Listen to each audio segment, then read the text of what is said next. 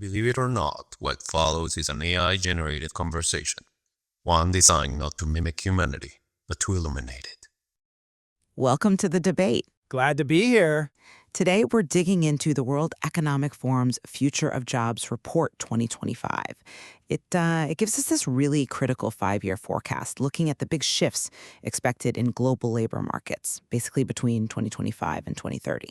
And it's a massive transformation they're predicting. Driven by, 5 big forces all tangled together? You've got tech change, especially Gen AI, then geoeconomic fragmentation, economic uncertainty, demographic shifts, and of course the green transition.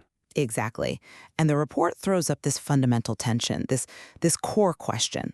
On one hand, it forecasts, pretty strong net job growth globally, 78 million jobs.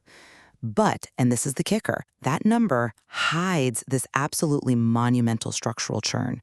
We're talking about 92 million existing roles being displaced. Right. So the debate for us today really boils down to this. Should workers focus primarily on capitalizing on that promised net growth? Jump straight into upskilling, augmentation strategies, the sort of opportunity path. Or, and this is the other side, do we first have to address the really serious systemic barriers, things like these persistent skills gaps, or the very real risk that technology actually focuses more on replacement than augmentation? That's more the path of, let's say, necessary caution, making sure the transition is genuinely inclusive for everyone. My view? I tend to see the overall trajectory here as, inherently positive, manageable even, provided we act decisively on upskilling and adaptation. The data seems to suggest adaptation's already happening, and we should really lean into that momentum, focus on augmentation. See, I come at it from a slightly different angle. We absolutely have to acknowledge the positive headline figure, the 78 million, but the risks baked into that churn, they just feel too immense to me for any kind of premature celebration. You said 92 million displaced. That's like displacing a workforce roughly the size of Germany. That's a fair point on scale. The structural weaknesses we already see in our labor markets today, they kind of dictate where we need to put our primary effort, I think. It's about stabilizing the base before we try to optimize the growth curve. Okay, well, let me lay out my position, which is really rooted in what we've seen in terms of resilience and adaptation before. If you look at the raw extrapolation in the report, these structural changes are set to create, 170 million jobs globally versus displacing 92 million. So that net growth of 78 million jobs. I mean, that's a 7% expansion of today's employment base. That's significant. But maybe more telling, for me at least, is the deceleration in the pace of required skills change. Previous reports suggested, I think it was 44% of core skills would shift by 2023. Now the forecast is 39% changing by 2030. Now that suggests some stabilization, right? And it seems directly linked to the fact that already 50% of the workforce has completed some kind of targeted employer training. And technological change is singled out as the most divergent driver. It's expected to create 19 million jobs, mostly by broadening digital access, while displacing only 9 million. So to me, that suggests augmentation is winning out. But yeah, proactive skill development is absolutely key to turn that potential into actual jobs for people. That's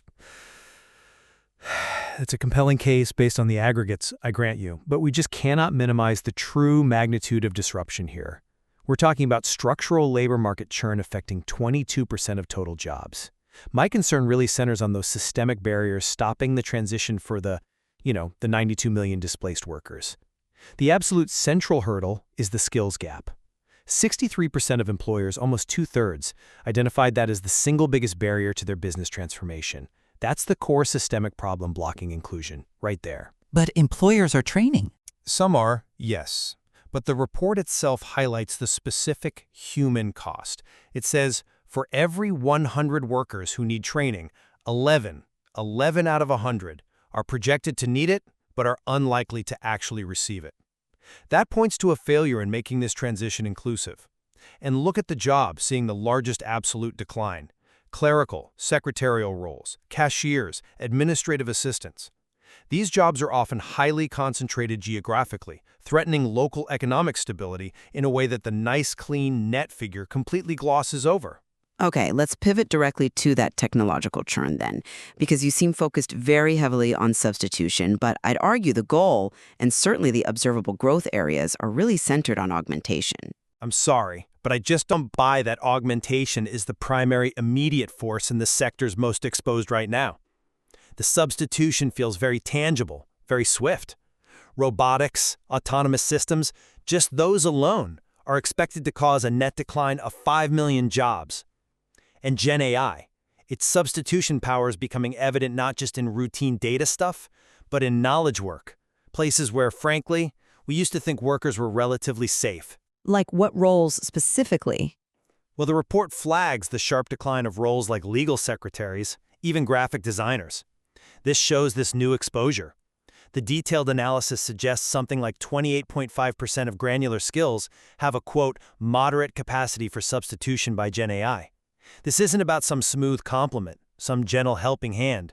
For many, it feels more like a profound re-architecture of where human labor actually adds value.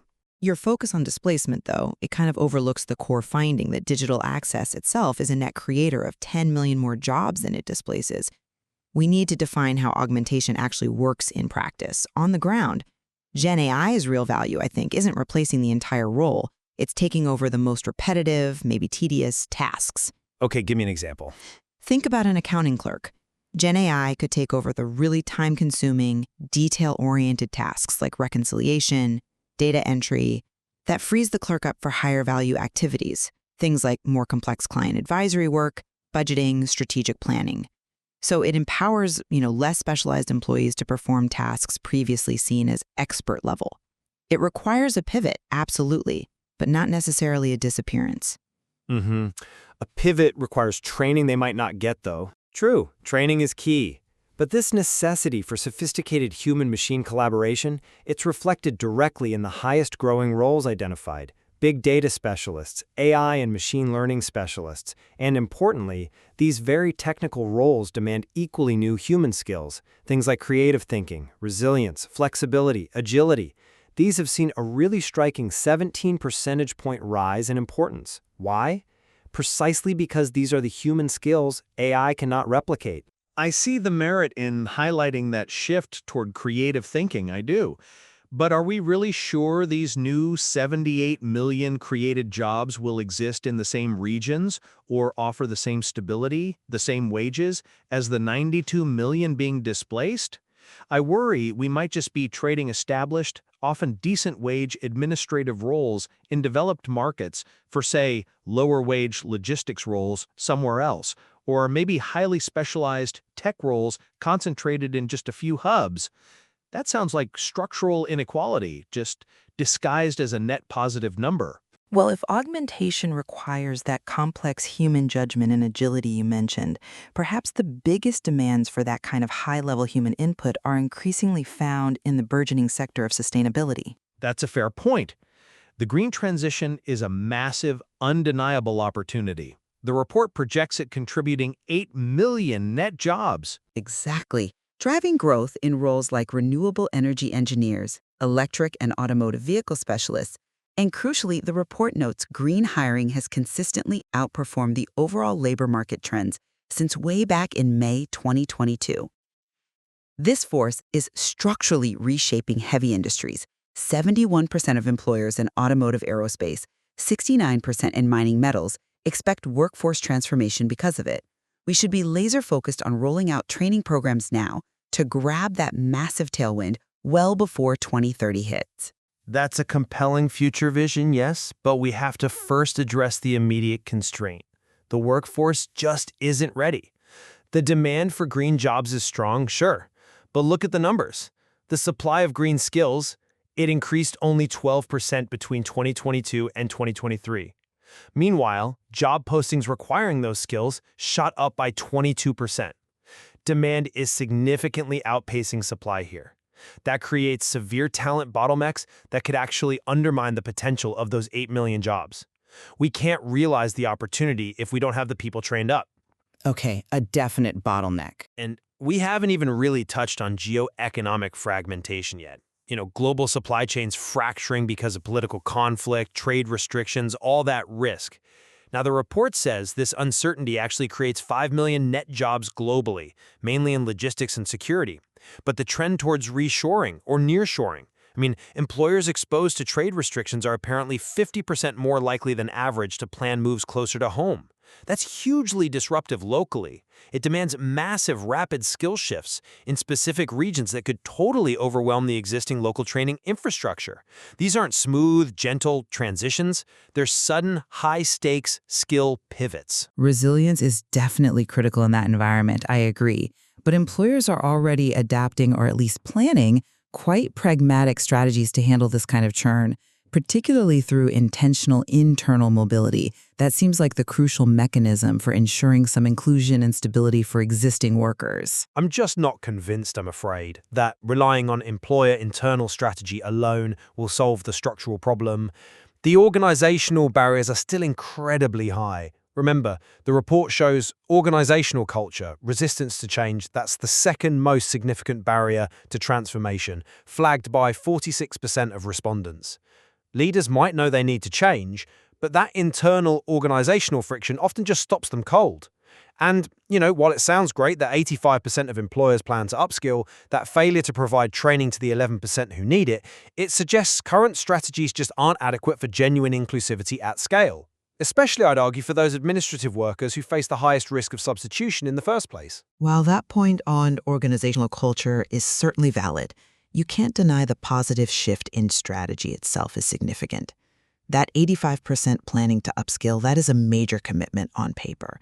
And maybe more critically, 51% of employers plan to transition existing staff internally from declining roles to growing ones. That internal mobility mechanism feels like a pragmatic and potentially quite equitable response to manage the churn and protect existing employees, viewing them as transferable assets, not just disposable costs. We are seeing, I think, a positive system-wide shift towards a skills-first approach.